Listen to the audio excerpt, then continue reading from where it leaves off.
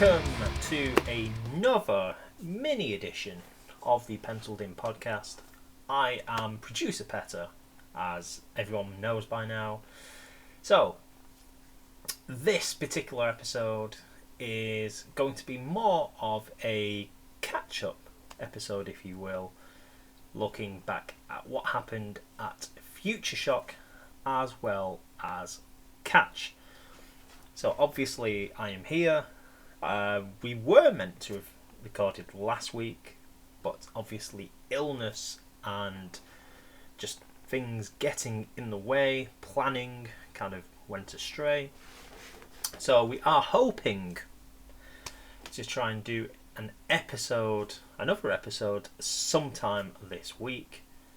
However, because there is so much to get through, we are going to go straight into a kind of like a show review, if you like. So, as I say, this episode we are covering that of Futureshock Double Down and Catch Pro Wrestling New Art Riot.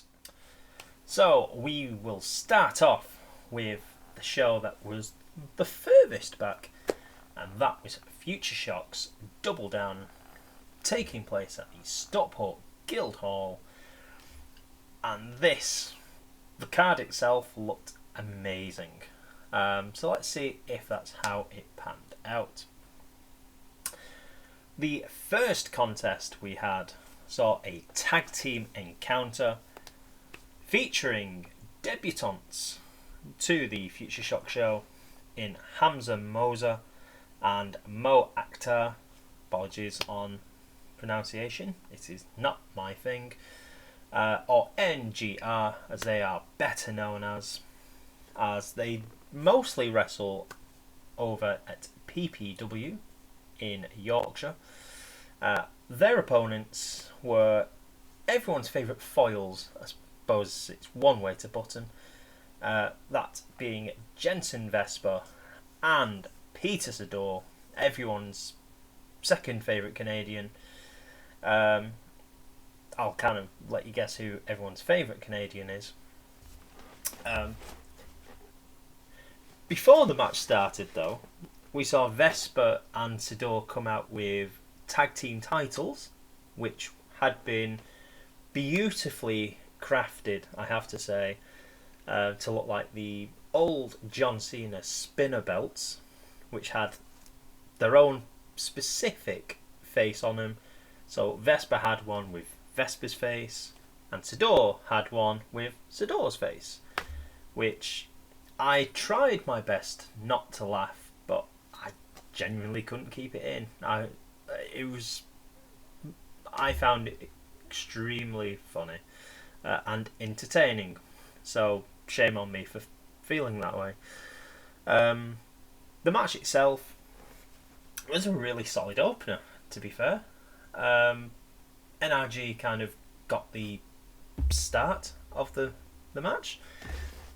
Looked pretty impressive, I have to say. Then had, obviously, Vesper and Sador taking over as the heels got the better of things for pretty much most of the match. Akhtar was the one that was pretty much being isolated from his tag partner. The end of the match saw a super kick from Sador to his tag team partner in Vesper, or it might have been the other way around. Probably the other way around. Probably was Vesper kicking Sador. It was, because I remember now. Apologies, I have slept. So Vesper super kicks Sador, who was holding, I believe, Akhtar. That meant that Vesper was all on his own. NRG got Vesper up for the high voltage tag team move, and the debutants pick up a win on their first trip at Futureshock. Really entertaining match. Hopefully we get NRG back, because it is, despite having a fair few debutants this year at Futureshock, Does feel like we have had quite a lot. Pretty much most of them have come kind of from PPW, it's felt. And every single time, it's the fans have very quickly latched onto them, which is always a good sign. You don't want to have kind of new people come into a company and there's no kind of like the crowd don't get behind them. I can't think of one off the top of my head where that's happened to. However, this was not the case. The crowd was right behind NRG. They were chanting him pretty much the entire match, which you don't normally get at Stockport, I feel. Well, saying that, Stockport is probably a more noisier crowd than Manchester for certain reasons. But the match itself, really enjoyable. Hopefully we get NRG back. Vesper and Sidor doing their bit as well. They are arguably the most entertaining team that cannot win. I will say that. Every time you see him on a card, there is a kind of reaction of, oh god. But at the same time, when they are in the ring, you can't take your eyes off them. Obviously, because you're watching the match, which is a stupid thing to do, Peter. But they're always entertaining. They know how to get the fans involved, whether that's Vesper being booed or being called Jason Scooter. Sidor, who I will say now, when he eventually, because I imagine he will, when the time comes for him to be a good guy, I so want to be there when it happens, because as a heel, he is so good at talking to the crowd, and some of the stuff he comes out with is funny as hell. So to see him when he kind of flips will be interesting. But I digress. Let's move to the next match, which was Tony Wright, the leading man, taking on Dynamite, Lee Dawson. It's rare that you tend to get good guy and good guy, but there was at least a story behind it. The story being that Tony Wright and Scott Oberman are in one of the most epic rivalries I feel that I've seen anywhere for that matter. I'll come to that rivalry in a wee bit, so stick a pin in it. It's Oberman beating Dawson, I believe it was the last show, and obviously Wright wanting to kind of like almost competitive, friendly rivalry, if you want to call it that. Wright then faced Dawson, thinking, well, if Scott can do it, I can do it. Dawson, obviously not wanting to be anyone's kind of second, so to speak, put up a hell of a fight against Wright. Wright gave it equally as back to Dawson. This was a really good match. I think it was Tony said he really enjoyed this match. It won't be the only time that these two would meet in a ring over the week. Yeah, another pin to stick in there. The match itself, so good. Really enjoyed it. The match came to an end with Tony Wright hitting a feint of fame, I believe it's called. The Fame-asser, if those that don't particularly know the move, that's pretty much what it is. So Tony wins. Him and Dawson have the kind of good guy raise the arm of the loser raises the arm of the winner.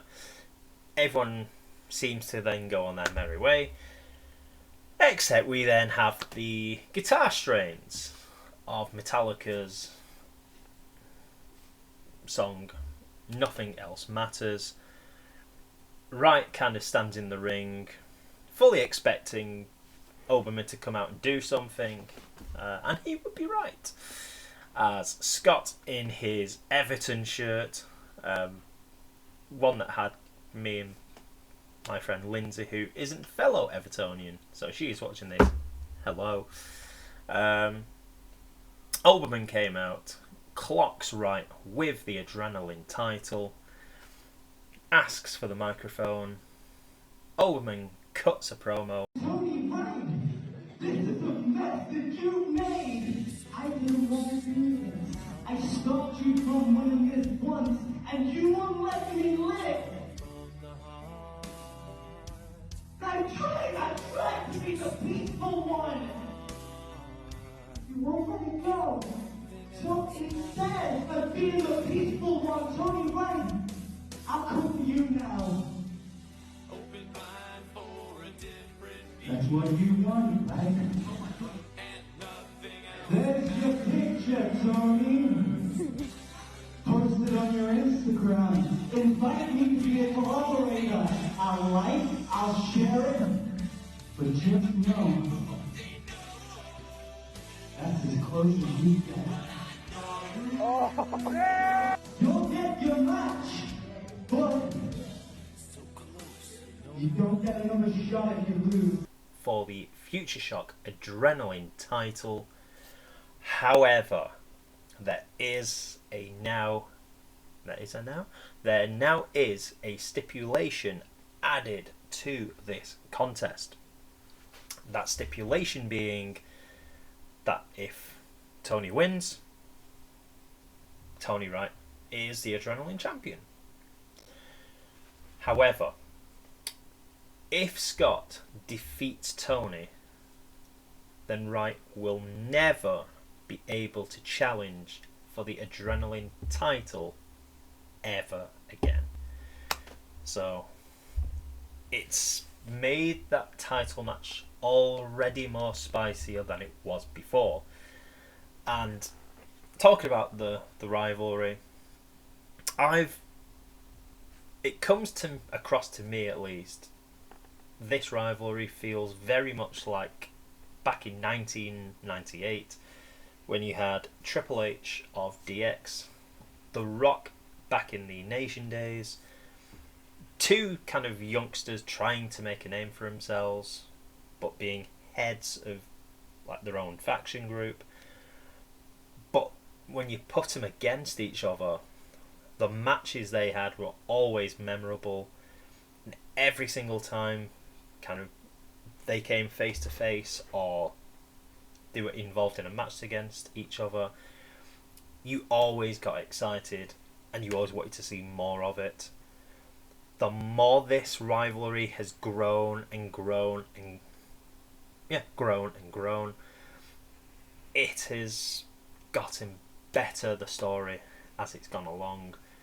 It does also help that this rivalry has kind of branched out to other companies, Atomic being one, because I do feel there's strong ties with Atomic and Futureshock, especially as they have had the Atomic title defended on a Futureshock.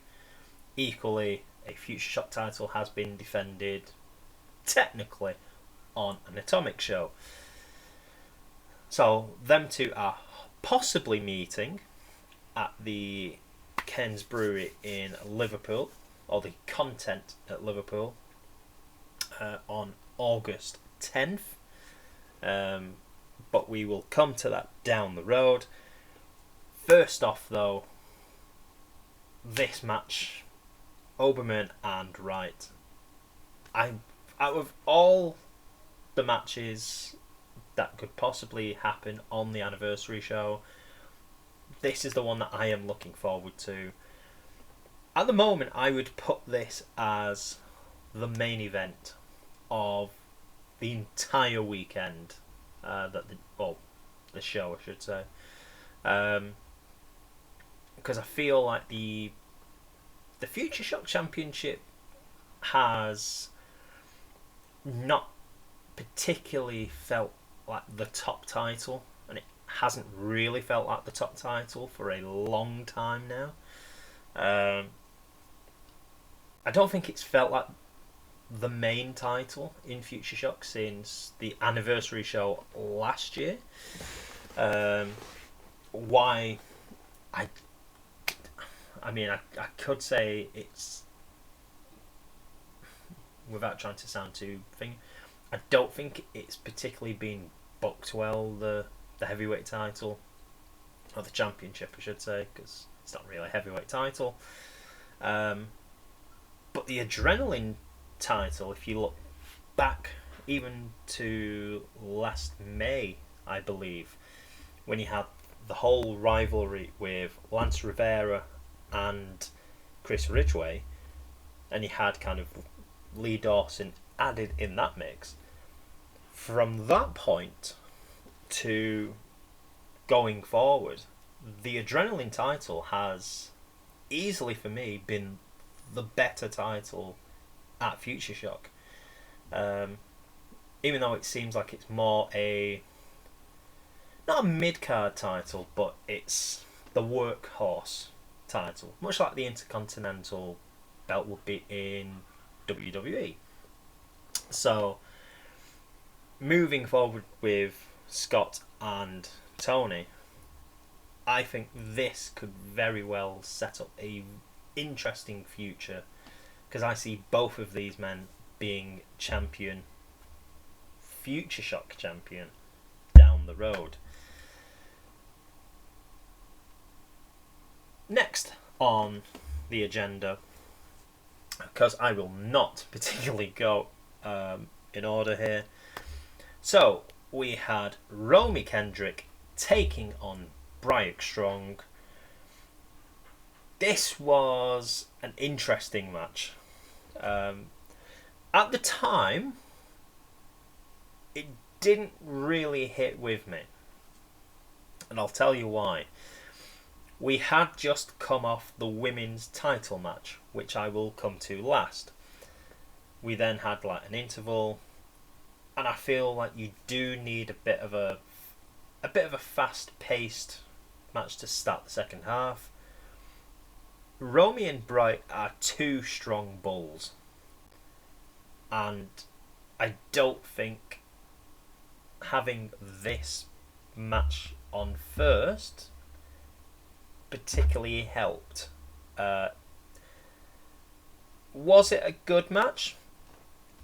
At the time, I didn't think it particularly was a... How can I word this without sounding bad?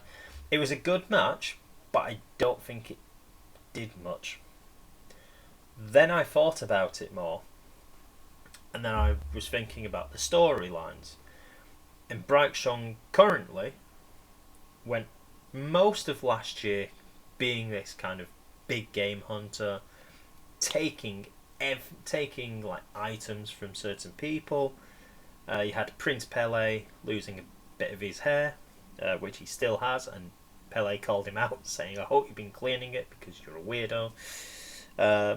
He took the towel off James Grayson, the headphones of the head coach in Sam Bailey, as well as his hair, and just genuinely Strong up until the anniversary show last year was, I'd say, the biggest heel they had.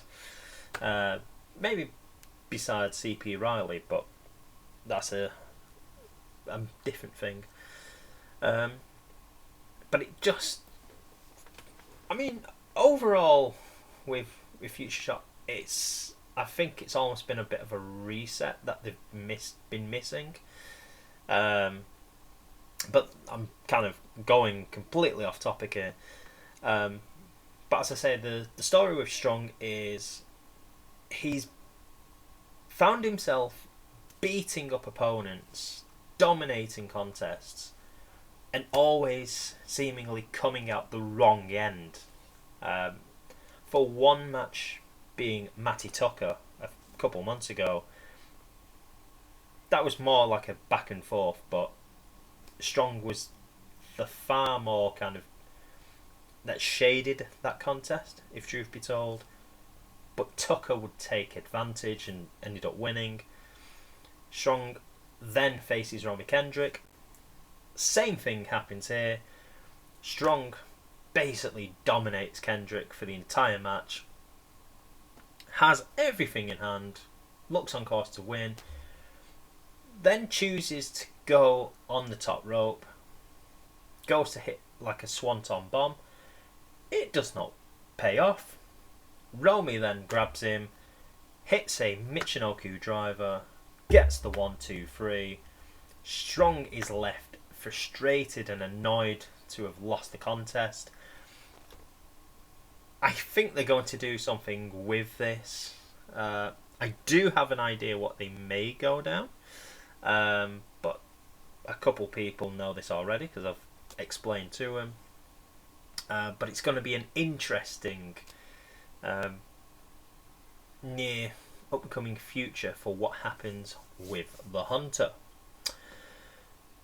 We then had, originally should have been coach versus coach, and then got changed with Deck McCarthy saying he did not want to face Chris Ridgway.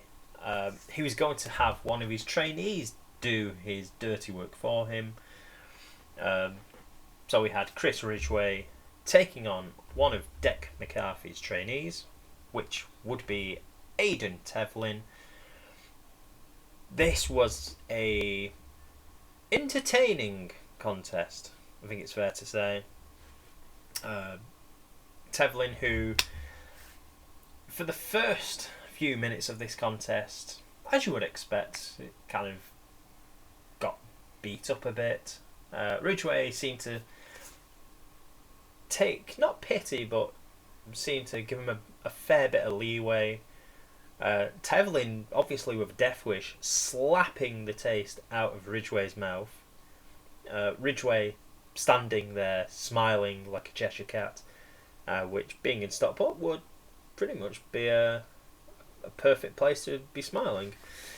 But with that, it saw Ridgway then kind of going more away from being a coach and light-hearted to being all business.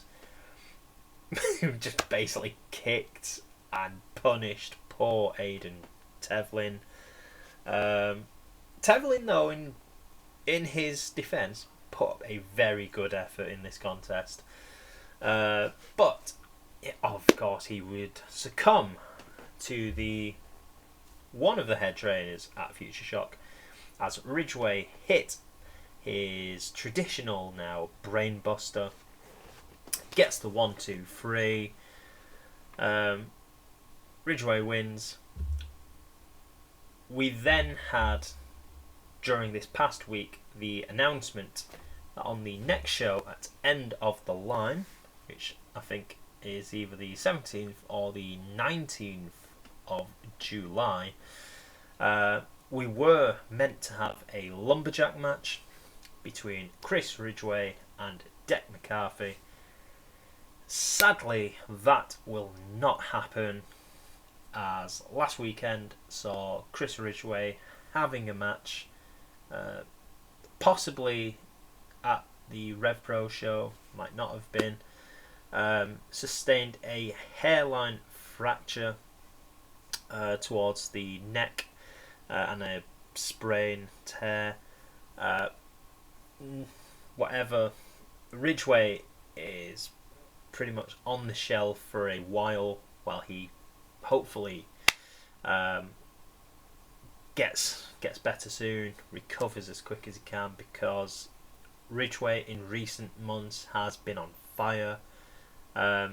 Seems like everything was coming up Millhouse for him, and to have this happen, especially when he was due to be back at Progress this coming Sunday, it's a heartbreaker for him. So kind of speedy recovery to Chris Ridgway. Hopefully the the big man can get back in the ring as soon as possible. We then had another new debutant at Futureshock.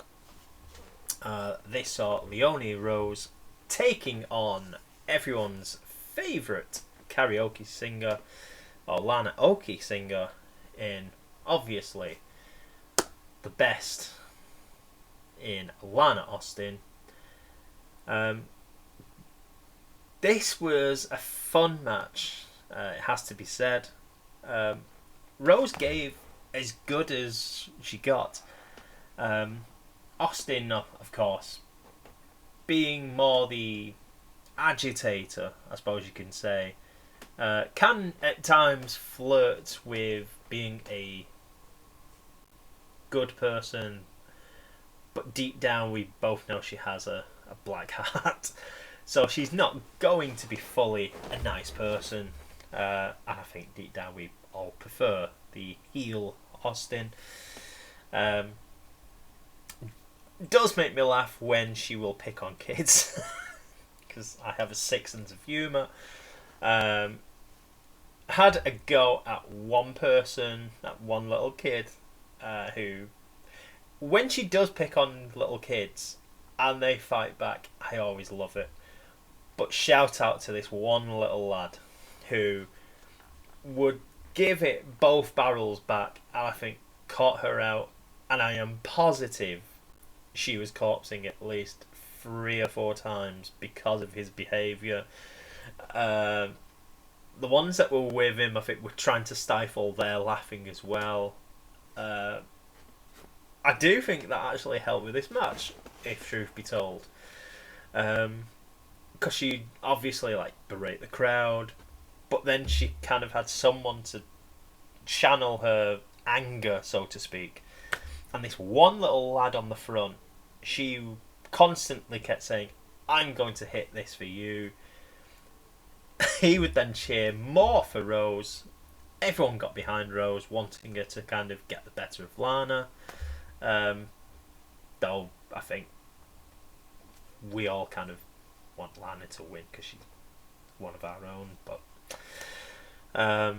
Rose, first time I'd ever seen her wrestle, but she was really good. I did enjoy watching her. Hit some nice moves on Austin. Equally, Austin hit some nice moves on Leonie. Lana would take victory, scoring the pinfall victory with a roaring forearm, and has put many people down with that move. After the match, grabs the foam finger of this one lad, ran out the door, threw it out the face. Little lad. Normally, when you do this to kids, they don't know how to react, and they just sit there with a confused look on the face, looking at the parents, whoever's with them. Not this lad. He stormed out to grab his finger, still berating Lana, coming back with a foam finger, and it made it so much funnier. And arguably, I think it helped the match even make it better, if truth be told. So Lana picks up the victory. Leonie Rose, as she was heading back through the curtain, got a really good applause from the crowd, with chants of "please come back." I would definitely love to see Leonie, I keep wanting to say Leona Lewis, Leonie Rose come back, because I think for the women's division, the two that have impressed me a lot have been Leonie Rose and Violet Knight, who I have seen at Bridgeboro, so I may have a bit of bias. But those two have kind of added something different to the Futureshock women's division when they've obviously wrestled on the shows. So that does always help to put a bit more meat, so to say, on the bone. Coming to our final 2 matches, and as Mr. Penciled in Mike would say, our penultimate match of the night, no, not particularly here, but on this, was for the Tag Team Championship. FTM finely tuned machines, because some think it might stand for something else. Well, that could be, I had no idea. As they took on the Tag Team Champions in Forbidden Planet, Starkiller, Dave Birch, Aiton Steen. Go on, Steeny lad. This was a good contest. A bit clunky, maybe sloppy at times, but it still did the job. FTM still looked a very good, challenging side. Forbidden Planet looked like champions. The match itself was a really enjoyable one. We kind of saw the same things. We see high flying moves from Forbidden Planet. FTM, being the sly dogs that they are, kind of trying to be underhanded, or mostly Critchy, because let's be honest, it is always Critchy. We then saw a couple of new moves. Birch did one to the outside, where I think he did almost like a corkscrew to the outside, because it felt like they were kind of gone to the well too often with dives to the outside. They did something new, which was interesting at least. Did not particularly help them on this match. As the final moments, so FTM grabbing both title belts, Tom hitting Aiton Steen across the head on the outside, which pretty much saw him done for the match. In the ring, though, it saw Critchy and Tom McCall hitting a forearm to the back of the head / flatliner combo. Dave Birch, unfortunately, has his shoulders pinned for the 1-2-3. FTM are your new tag team champions in Futureshock. At the same time, we don't want FTM winning these titles, because I mean it's pretty much evident. The bad guys, you don't want the bad guys winning, but there is a part of me that's kind of happy they've won. Might be because it's Tom, because I don't mind Tom. Tom's a nice lad. He's just mixed in with the wrong crowd. But yeah, new tag team champions. What this means for the tag division moving forward will be interesting. Because what happens now with Forbidden Planet? Who are going to challenge FTM for the title? Will we get a rematch? Who knows? We'll have to wait and see. Pardon. And your main event, well, the main event of the show, really, and was the main event of the first half. Lily Winter defending her Futureshock Women's title against everyone's favourite, the Hot Topic, Holly Barlow. My God, this match ruled. I believe it went 24 minutes, and it did not feel 24 minutes at all. It was one of those matches that take you on a ride that you just do not want to get off on. It went up and down, Winter in control, Barlow in control. Rare time you get a match where you think you know who's going to win, and then they kind of like swerve you, and you think, oh right, they're going down this way, and they don't. They go the other way, and then they kind of flip and flip. Sometimes they can do that in a match, and it becomes kind of tiring. This didn't. It was such a good match, and now it's just come on their online service, so I will be watching this again. So the main things from this was Winter taking... She nearly took Barlow out for real. I shouldn't laugh. My apologies. There was an incident very early on the outside in front of where we were, where Lily, I think, either tried to throw Holly into the side of the ring, or she tried to throw her into the ring. Holly seemed to lose her footing and almost crashed face first into the ring apron. Not the top of it, the side. Completely seemed to lose her footing and hit her face on the ring. I think it definitely caught her by surprise. We were hoping she was okay. Thankfully she was. But it could have been a nasty little incident if that had been any worse. The match itself, Lily keeps thinking she has Holly beat. Barlow constantly refuses to give up. A fighting challenger, the underdog, I suppose you could say. We then saw Winter hauling up Barlow. Referee gets knocked down. Winter goes to get the title belt, throws it at Holly, nearly hits a couple of us on the outside. Thank God the ring posts and the turnbuckles were there, or we would have got a face full of gold. But then it kind of continues.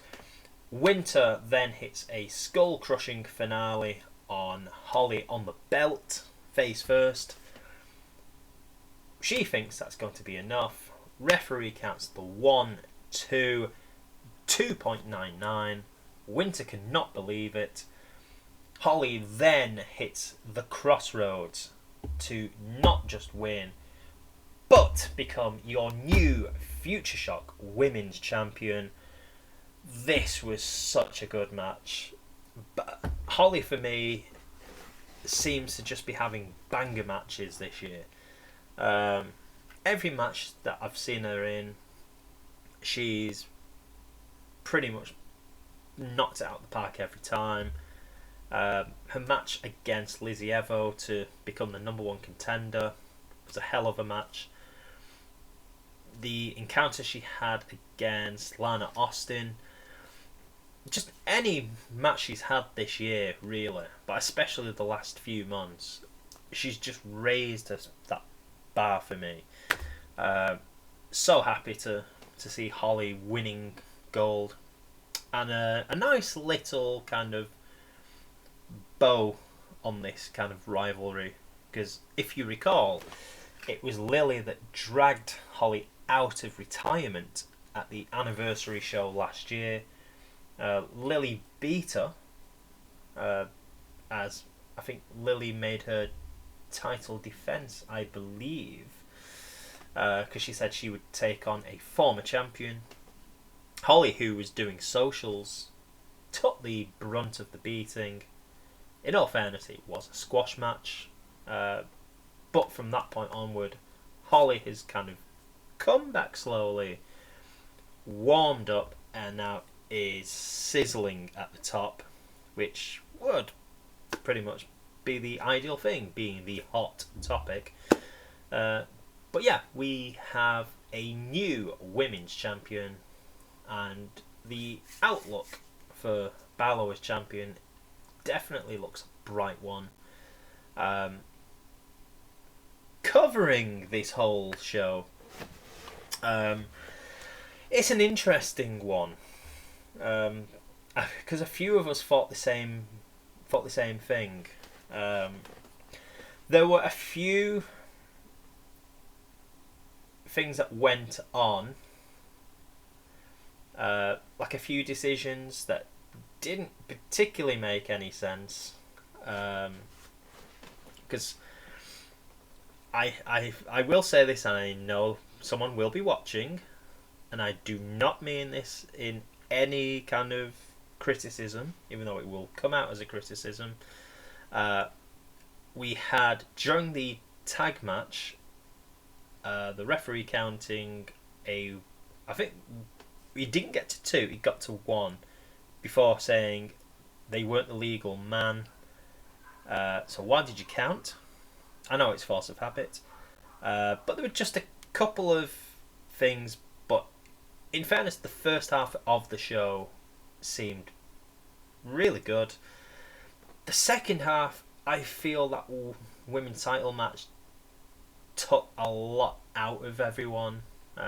Even though we had an interval, it never really seemed to get that kind of upward curve back. Possibly a couple of the match placements maybe didn't help either. But the show overall, it was a solid show. I can't particularly moan. Just lost a bit, I felt, in the second half of it. First half was good, second half kind of dropped a bit. But hey, it's not every show can have kind of be at that level constantly. And no doubt there'll be shows where it could easily be the opposite. It could be a sluggish start, finish high. It's one of those. It was a fun trip. That's all you need to know. Unfortunately, I will be missing the next Futureshock show because I have media duties on something I do. So unfortunately, I will not be there for End of the Line, which I think is at the Union in town. The show I always seem to miss because I've missed the last 2 there. The easiest one to get to for me, ironically. But yeah, Futureshock show, really good. Not going to give ratings because I can get people in trouble. So I will pass on that, but say it was an entertaining, solid show. So as we come to the second half of this episode, we now come to the bread shed in town for Catch Pro Wrestling New Art Riot. This was for me the best show that I've seen for quite a while. Catch basically have just been putting out banger shows since they came back this year, and this was just another one of them. I think it is very much my favourite promotion. Definitely the Northwest scene, my favourite one. I'll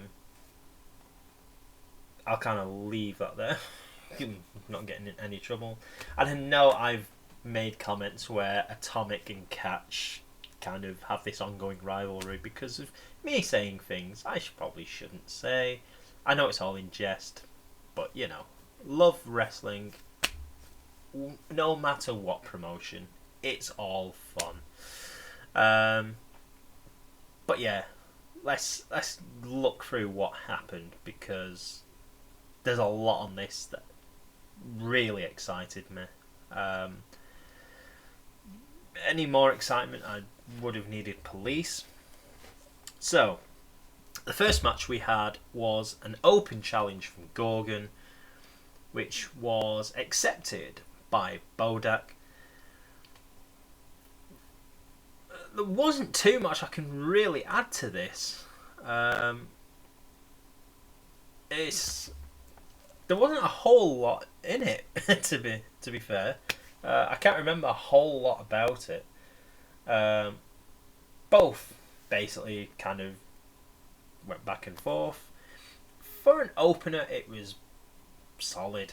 I can't go any more than that. Gorgon won with I don't know how to describe it. It was like a double arm hook kind of driver DDT. It was an awkward looking move, if I can say that. Gorgon wins, obviously. It was helped by Joe of Damn It Vacant fame. His brother had come along because I believe it was his birthday weekend. So happy birthday again to him. So he was cheering for all the heels all night. Was quite humorous, it has to be said. He was cheering for Gorgon. I think he was the only one cheering for Gorgon, to be fair. But obviously, the Gorgon took victory in the opening match. Moving to the second match we had on the card, and it was the Enigma 6-man scramble. Effectively 5 out of the 6 that competed on the Enigma series. Ian Skinner was not there because he has been suspended by Catch Pro management for his trying to interfere during the final round of matches, which saw him trying to interfere in the Tony Wright Chris Ridgway match. So Catch management decided to suspend him, which led him to making an apology of sorts to Catch and everyone in it.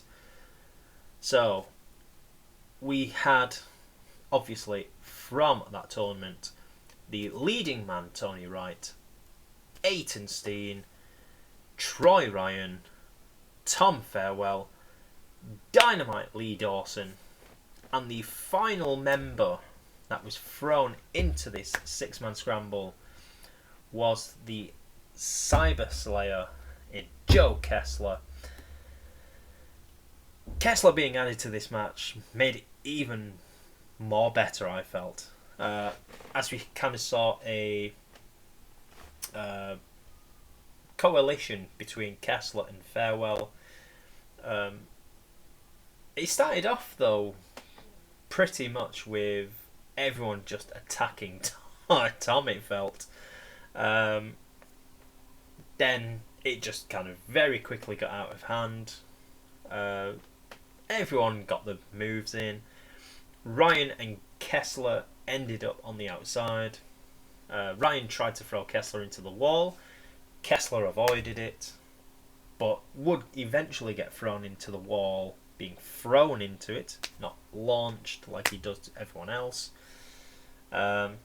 Kessler and Ryan then proceeded to fight into the back, and as Catch have now put out, saw the two fighting in the streets of Manchester and needed to be pulled apart. So I feel something is going to come of that at the big Hoss tournament in September. See if I'm right. Meanwhile, going back into the ring, we still had 4 men in Tom, Tony, Aiton and Dynamite Lee. Lee looking kind of hitting all his explosive moves, pardon the pun. Tom being Tom, getting chants of donkey from the vocal section of Catch Pro, I think it's fair to say. Aiton Steen hitting big flying moves. Tony Wright just almost being the sensible one out of them all. I think that's one way to put it. But the dying moments of this encounter saw Tom Farewell basically getting in ref Liam's face, pushing the referee. Again, Tom has a habit of rubbing the referees the wrong way. He did the same with James Greenwood. On this occasion, he pushed Liam. Liam pushed Tom back, and in doing so, saw Wright rolling him up for the 1-2-3, Tom's face was an absolute picture, thinking, what the hell has just happened? He did not like at all that Liam put his hands on him. By the rules, you shouldn't put a hand on a wrestler. At the same time, if you're being a dick and you shove someone, you should be prepared to get pushed back. And obviously, him doing that led to him going on to lose. So, what does this mean for Tom going forward? Especially as he said, if he isn't treated with respect in Catch Pro, he will target people's favourites in the company. So I suspect we may see some devious actions from Tom moving forward. Don't quote me on that though. But obviously a win for Tony Wright. Is this now the springboard that the leading man needs in Catch Pro to get his career going? Much like he said at the last show, at Days of Catch, he has done everything elsewhere, but at Catch Pro he's not particularly got going. Hopefully this scramble match now will be that one thing that propels him into the main event scene at Catch, so we will have to wait and find out. We then had a tag team match featuring Leah Raven, the Empress of Anarchy, and Lily Winter, taking on the Scottish duo of Angel Hayes and Moxie Malone. I won't say PC, because that would be the wrong term to use, but the banter of the vocal support against the two Scottish girls was, I think it's fair to say it was give and take. Hayes and Malone gave it to them and they gave it right back. Plus the amount of people doing Scottish accents and just some of them being borderline with some of the comments is a whole different thing. I will say on the it was all good-natured banter. There was nothing over the top. Thank God. It was just very much kind of anti-Scottish, but in a light-hearted way is the best way to describe it. This contest, I really enjoyed this contest, really. Hayes and Malone being obnoxious heels, bad-mouthing everyone, flipping the finger at people, just having a go at the referee, which was fun. Just the whole match I really enjoyed, in fairness. It was one of the matches I was looking forward to, and so it didn't really disappoint. Leah Raven taking the brunt of the offense from Hayes and Malone. Winter comes in, looking to try and help her team out. Things then kind of break down. And the end of the match saw Leah Raven hitting her Rebellion DDT off the middle rope on Angel Hayes to get the 1-2-3 for her side. I really like this match. I think a few people will not remember it because it might not have had like high spots and things like that. I really enjoyed the match. It was one of my favourites of the night. Again, I'm really hoping that they can bring Hayes and Malone back because they were really good and I could very happily watch them again. They were so... As opposed to some wrestlers that don't want to kind of get involved with the crowd, these two were the most vocal I can recall with a crowd that were like female wrestlers. The only one I can recall was Lucy Sky, which we will come to in a wee bit. But I really enjoyed this match. And that's really all I have to say about that, in fairness. So, we come to the main event of the first half for the catchweight title. The wettest man in professional wrestling, in the UK at least, in Scotty Rourke. He defended his title against the man from Czechia in Vucic. And my God, this was good. The most hard-hitting, at times stomach-churning, but one for the sickos, I think it's fair to say. I love this match. Vucic is very much one of the technical wizards you will see. Hits hard, loves to bend and manipulate a joint anyhow he can do, whether it be the arm, the leg, the neck, the ankle, anything that's got a joint, he will try and manipulate. Scotty Rourke is pretty much a balls out wrestler. Does not care how he beats you. Will take chances. Will happily put his body on the line against you. And it just made for two great wrestlers fighting for the title. And at the same time, you even forgot it was for the title because of how good this match was. And as we recall, a couple of months ago, these two men met and went to a time limit draw. On that occasion, it saw Rourke wanting a triple threat match against Vucic and Kessler. Unfortunately, Vucic was ill, so he wasn't able to participate. Rourke won that match against Kessler to win the title. So Rourke now defended his first defence of the title was against Vucic. And what a title defence it was.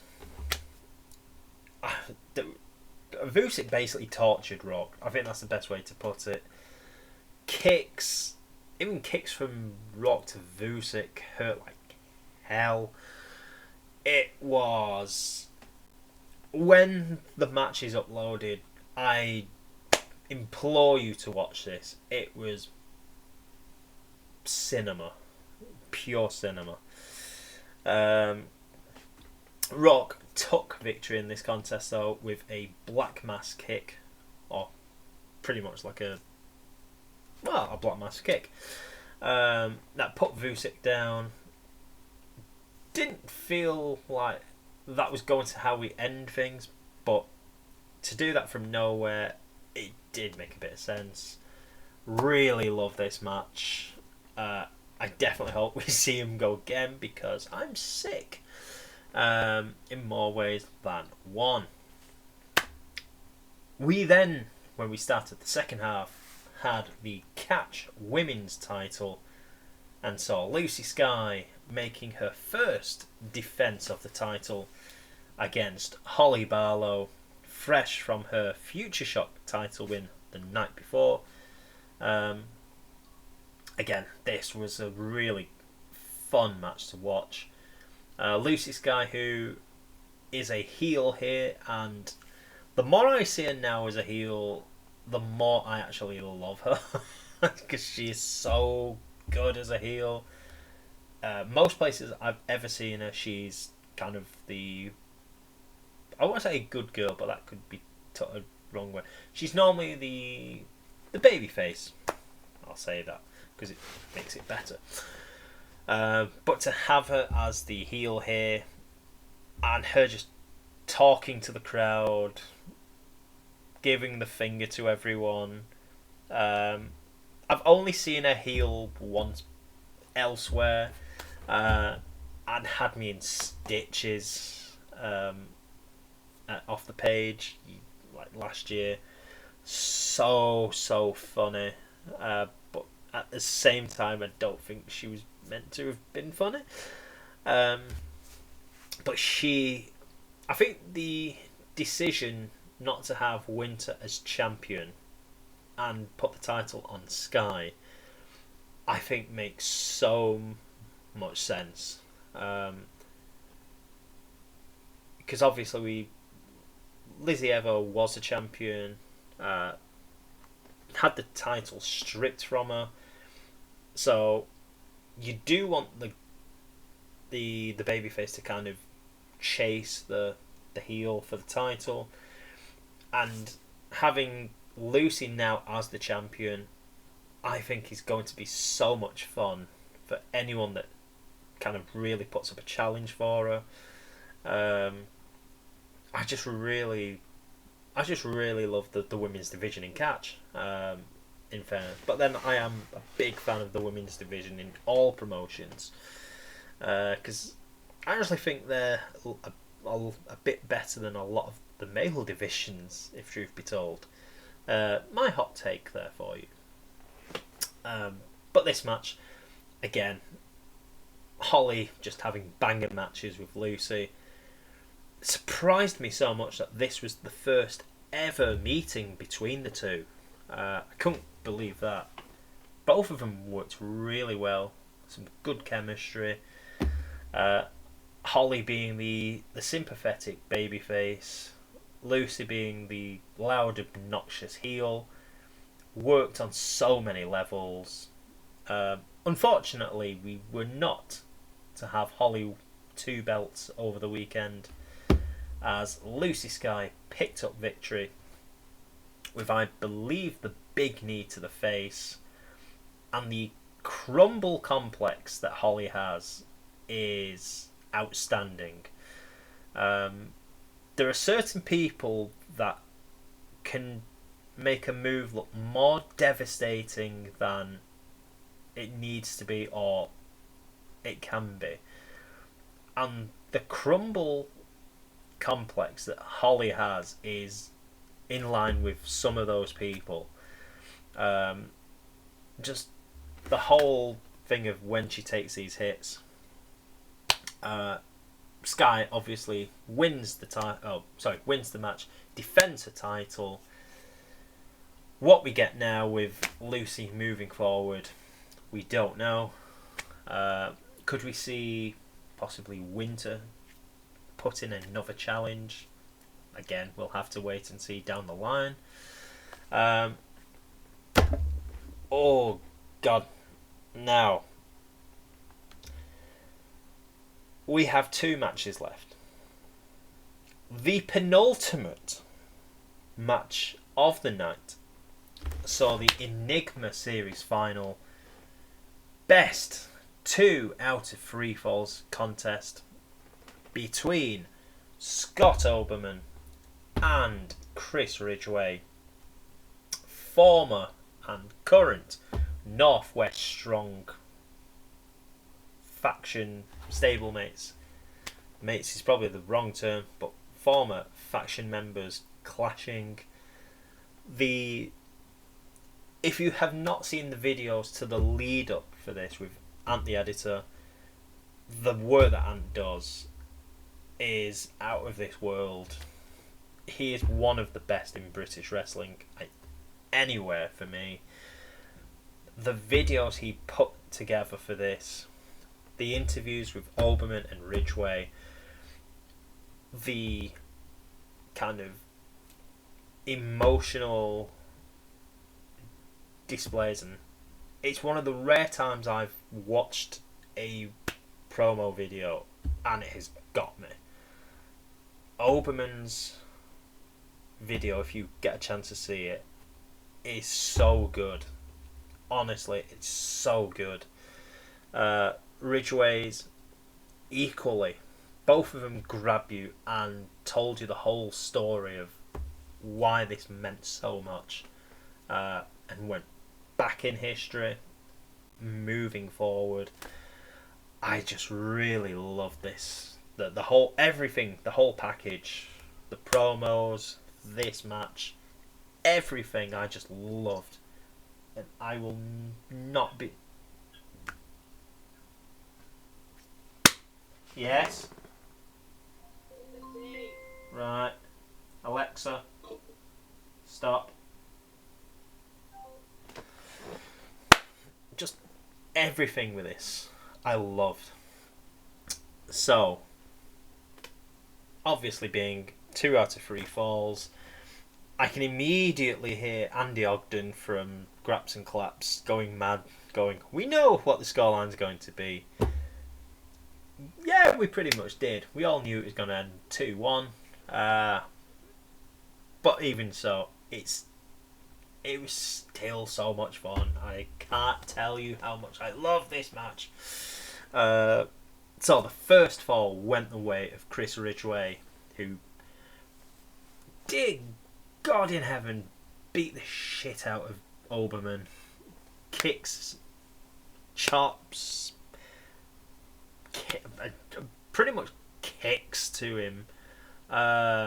If this had been like a normal match, people probably would have submitted way before. Oberman just basically got the crap kicked out of him in the first fall. Second fall saw Oberman turning the tables, beating up Ridgway, hitting a tombstone on the stage area on a pile of chairs, got him into the ring, got the 1-2-3 to tie it up at 1-1, setting up a third and deciding fall. Honestly, there's so much that happened in this match I can't describe. It was the kicks, it was everything that went into it. Oberman basically kind of began to torture Ridgway, hitting the most aggressive and sort of ugly looking spears. And I say ugly as in how they kind of like go into them. Like devastating is probably the word I mean. Devastating spears. Ridgway looked like he was going to take the third fall, or going to suffer. Managed to turn things around with his now infamous dragon screw, which we always know is going to come eventually. Working the legs of Oberman. Oberman pretty much just beat Ridgway up, and it was effectively a brawl from that point. It was one of the best wrestling matches I have seen.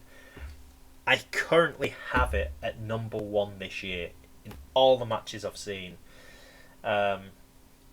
We then had Ridgway looking like he was going to throw Oberman through chairs. Oberman reversed it and hit a tombstone on the apron, only getting a 2 count. Ridgway then put Oberman in a ankle lock. Again, one of those matches where you do not know who was going to win. I mean, a few fought Oberman, a few fought Ridgway, went back and forth so many times, but not in a kind of draining, just overcomplicating it. It was everything you wanted in this match. The story behind it as well. Both of them not wanting to give in to the other kind of Northwest Strong member, or ex member as is for Oberman. Both wanted to kind of outdo the other, show that they were the best wrestler. And in the end, it saw Oberman hitting a spinning tombstone after hitting the Ride the Lightning. My God, I can't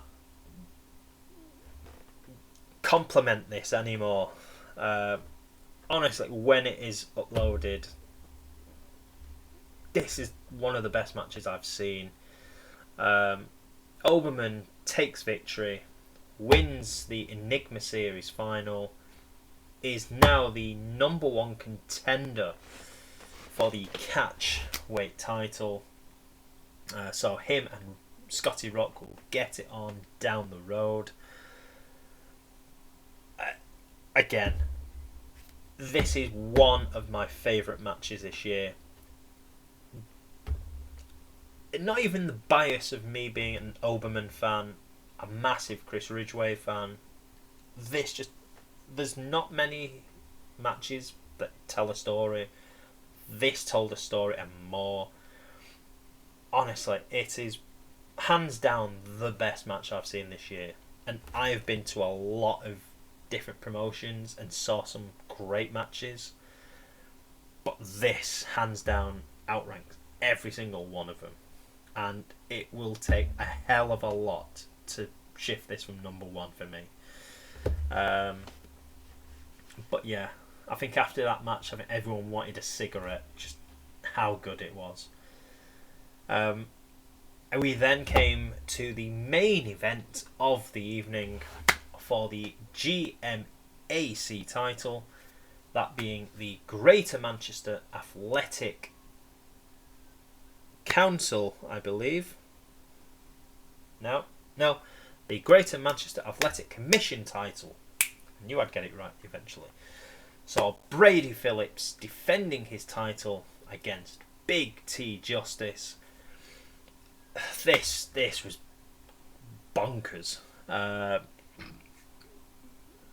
Phillips pretty much came right at Big T from the start. Did everything he could to try and pick up an early win. Decided to go full feng shui, putting chairs out on the outside, folding them all up, putting them outside, threw Big T into him, or he wanted to throw Big T into him, got reversed and saw Phillips being dropped into him. Eventually Big T would get thrown in, covered in chairs, and in a kind of Frankenstein monster way, Big T threw the chairs out, almost hitting me in the shin, and saw Big T rising up, getting in the ring, taking it to Brady Phillips, looking like he was on course to win the title. Phillips, of course, being the shithouse that he is, would take a few kind of backhanded ways to get out of it. But you have to say that Phillips is a great heel. There's not many heels I can think of in any promotion that generates genuine hate like Brady can, which makes matches so much more fun. As it went on, he just looked to pick apart Big T. Despite the size difference, of which is quite a size difference, Phillips made it so believable that Big T was in so much trouble. Because sometimes when you have like the height difference, the smaller wrestler will do like certain things to the tall wrestler, and you almost feel like, yeah, but that's not really going to happen, or that's too obvious. Phillips in his attacks, going for like the ribs and just going for like the legs and everything, it made so much sense what he was doing. Big T was in trouble. It looked like he was possibly going to lose. We then had obviously Big T fighting back, would prevail in this contest, hitting a big kind of swinging slam. I'm trying to remember or find what the name of the move is. I do think I know it, but I cannot remember because I'm not that great with moves. Apologies. But Big T is your new Greater Manchester Athletic Commission champion, Cut a promo after the show about Brady Phillips. I will not say what he said, but I agreed with everything he did. It was, I mean, as good. It was never really going to overtake the Oberman Ridgeway match. This felt very much in a similar vein of Austin and Kane at King of the Ring 98 after Mankind and Undertaker, or Randy Orton and Triple H Triple H and Randy Orton after the Shawn Michaels Undertaker WrestleMania match. No matter what they did, it was never going to outdo what we had seen previous. They still had a really good match, still told a good story, was still one of the most enjoyable on the card. Nothing really on this card kind of missed fully. Everything was superb. As I say, I love Catch Pro Wrestling. I will shout it from the rooftops. It is my favourite promotion, I will say that. If I was to give this a rating, going off what we have discussed in pencils, I would give this a good 4 out of 5. Because it was that good. No, you know what? Sod it. 4.8 out of 5. And I would probably put this as the best show I've seen this year.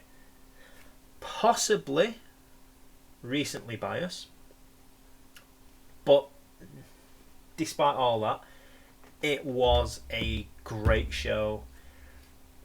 Of the two shows I saw, this was the better one by far. Nothing against Futureshock.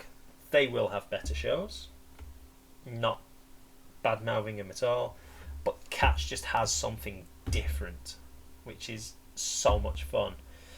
My voice is going obviously now because I've been talking for nearly an hour and a half. So, but again, banger of a show. After the show, I got my new Holly Barlow shirt. Had a little chat with her. Discussed why I am called Petter, which I probably feel she didn't really need to know, but bless her for listening anyhow. It's always great to kind of chat to some of the wrestlers.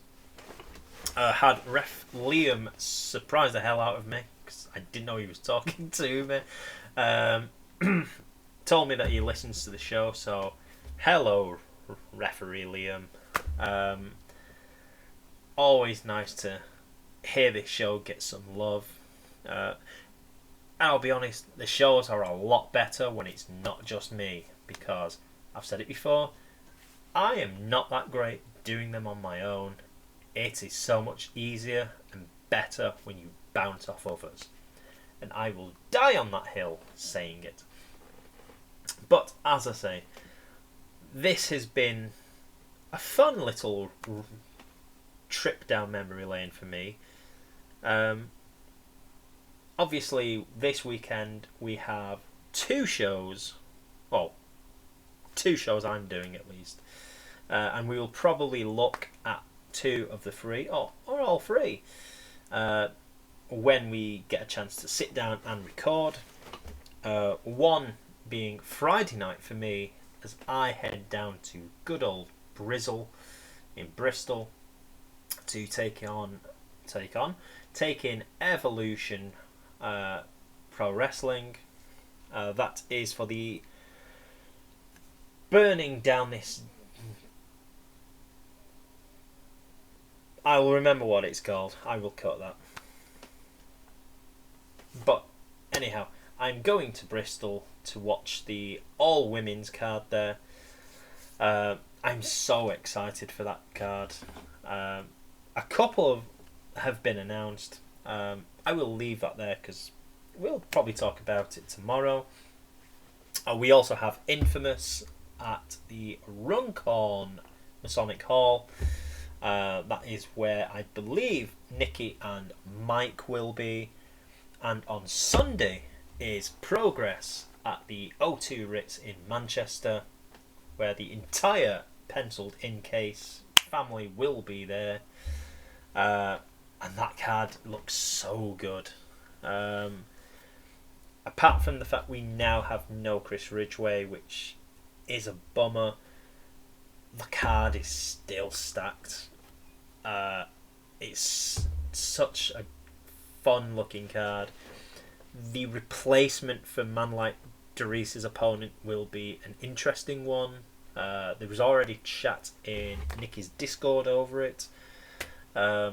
Possibly this time tomorrow we might know a bit more. But other than that, I will leave it there because I feel I've spoken too much and I have to edit this. So, good enough reason to stop. But yeah, thank you for watching or listening, whichever method you're choosing to join us. Hopefully there will be another episode. If not, we will be back next week. If not, a couple of days' time. But for me, Producer Petter, again, thank you so much for listening. If you do have any questions or you would like to just send anything to the Penciled In podcast, you can always drop us a message on the socials, Penciled In or Penciled In Nikki, spelt Nik, or you can send it to Petter Brads or Petter Bradders. I should know my own handle, but I don't. Just go on Penciled In, and you'll find us there.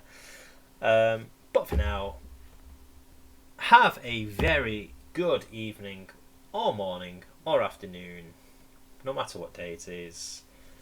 And we will see you real soon.